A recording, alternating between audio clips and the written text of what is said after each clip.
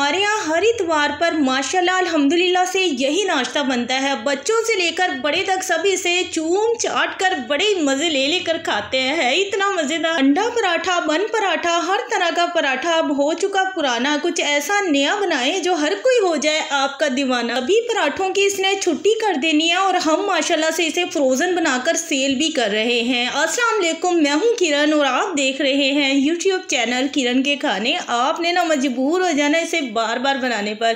Full watch कीजिएगा video को और मस्ट ट्राई कीजिएगा इस रेसिपी को।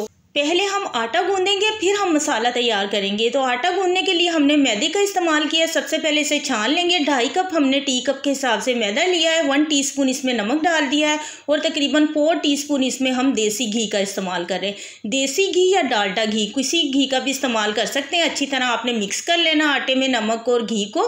इसमें फिर कुकिंग ऑयल का इस्तेमाल नहीं होता, घी से ये मज़ेदार बनते हैं। उसके बाद आपने पानी ले लेना, थोड़ा थोड़ा करके पानी का इस्तेमाल करना और इसका आटा आपने थोड़ा सख्त रखना है। जैसे हम डेली रूटीन में आटा गूंदते हैं ना रोटी के लिए, इसी आटे को अच्छी तरह मिक्स करके उसके बाद 1 चम्मच इस पर आप घी डालें और इसे 10 से 12 मिनट तक अच्छी तरह गूंद लें। उसके बाद ढक कर रख दें ताकि ये मज़ीद सॉफ्ट हो जाए। तब तक हम यहाँ पर साबुत मसूर दाल हमने इस्तेमाल की है इस रेसिपी में। 1 प्याला हमने साबुत मसूर दाल का 1 घंटा पहले भिगो दिया था। उसके बाद इसे अच्छी तरह पानी से धो लें। उसके बाद आपने इसमें 1.5 प्याला पानी डालकर इसे पकने के लिए रख देना है। 1 जवा लहसुन का बारीक बारीक कटिंग करके डाल दें। आधा चम्मच इसमें डाल दें आप चाट मसाला पाउडर। ऊपर से ढक दें। मीडियम लो आंच पर बार बार चेक कीजिएगा ज़रूर ताकि पानी एकदम से ड्राई ना हो जाए। यहाँ पर 1.5 चम्मच हमने घी लिया है देसी और इसमें डाला है 1.5 चम्मच मैदा। अच्छी तरह मिक्स कर लेंगे तो इस तरह से पेस्ट सा बन जाएगा इसका। तो हमें इसी तरह का पेस्ट चाहिए। 1.5 चम्मच घी काफ़ी है 1.5 चम्मच मैदे के साथ। ये देखें पेस्ट बन गया।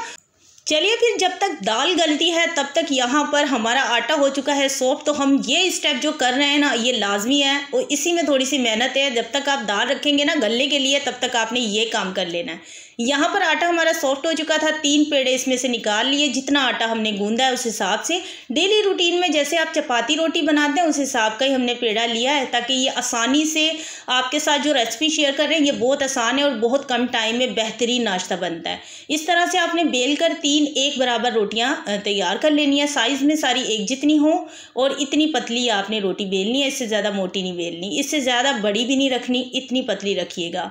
तो चलिए फिर सारी रोटियों को पहले हम बेल लेते हैं। रोटियां बेलने के बाद यहाँ पर हमने जो मैदे को और घी को मिक्स करके लईसी बनाई थी वो इसके ऊपर लगाएंगे। एक रोटी के ऊपर इस तरह से ये लगाएंगे। उसके बाद इसके ऊपर मैदा डस्ट करेंगे। इस रेसिपी में मैदे का ही इस्तेमाल होगा। मैदे से ये मज़ेदार बनता है नाश्ता, तो आपने मैदे से ही बनाना है।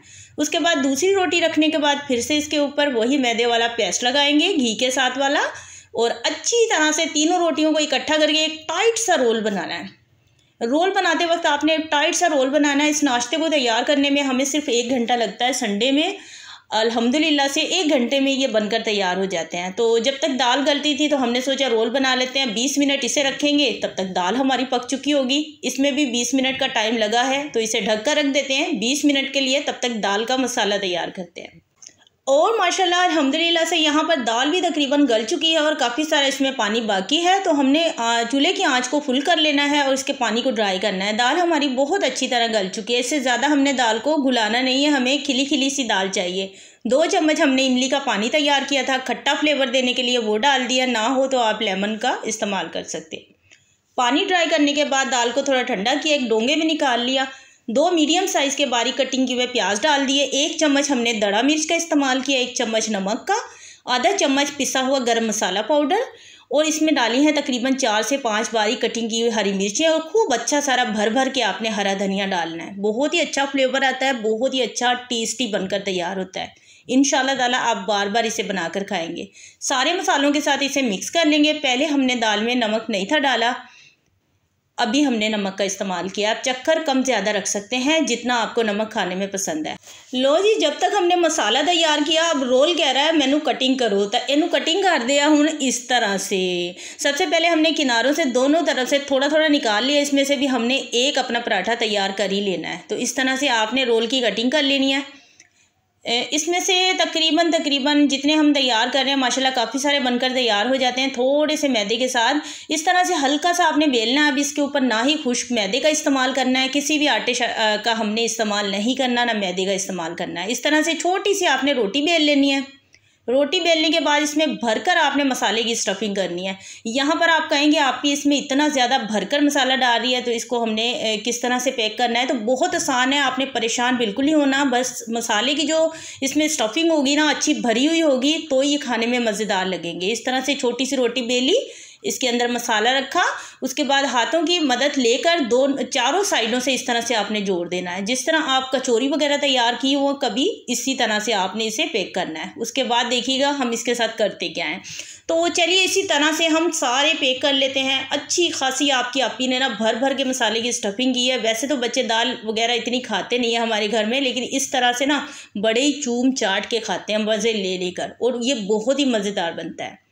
और ये साबुत छिलके वाली मसूर दाल के साथ ही तैयार किया जाए तभी ये मज़े की बनती है। तो यहाँ पर देखें हाथों से ना आपने पहले इस तरह से बना लेना, उसके बाद हाथों से ना हल्का हल्का इसको फैलाना बड़े प्यार से, ताकि ये छोटे छोटे से बन पराठे की तरह लुक देगी। इन्हें तैयार करने के 2 तरीके हैं, लेकिन हम आपके साथ वो तरीका शेयर कर रहे हैं जिस तरह हम तैयार करते हैं। तो इन्हें हम डीप फ्राई करते हैं। आप चाहें इन्हें तवे पर सेक भी सकते हैं, वो आपकी चॉइस है, लेकिन हम अपने तरीके से जो हम तैयार करते हैं हमारे घर में बनते हैं हमने वो शेयर किया। तेल का जो टेम्परेचर है वो इतना ज़्यादा हाई नहीं होना चाहिए। हल्का ठंडे तेल में आपने ये डाल देने और फ्लेम आपने मीडियम लो रखनी है। मीडियम लो फ्लेम पर 10 मिनट तक आप इन्हें तेल में भीगा रहने दें ताकि ये बहुत ज़्यादा क्रिस्पी बने। ये अपनी साइज़ से थोड़ा फूलेंगे। देखिए माशाल्लाह से ये फूल गया ना 10 मिनट के बाद। उसके बाद आपने क्या करना है, अब चम्मच आपने मुस्तकिल इसमें चलाते रहना और फ्लेम आपने कर लेना है मीडियम। हाई फ्लेम नहीं, मीडियम फ्लेम करना है। मीडियम फ्लेम पर आप चम्मच चलाते रहें ताकि चारों तरफ से खूबसूरत सा कलर आए। तो हमारे यहाँ इसे डीप फ्राई करके ही खाया जाता है। पूरा हफ्ता हम इतनी ज़्यादा परहेज़ करें, अगर हफ्ते में एक दिन संडे का आए तो ऐसा नाश्ता कर लिया जाए तो कोई फ़र्क नहीं पैंदा।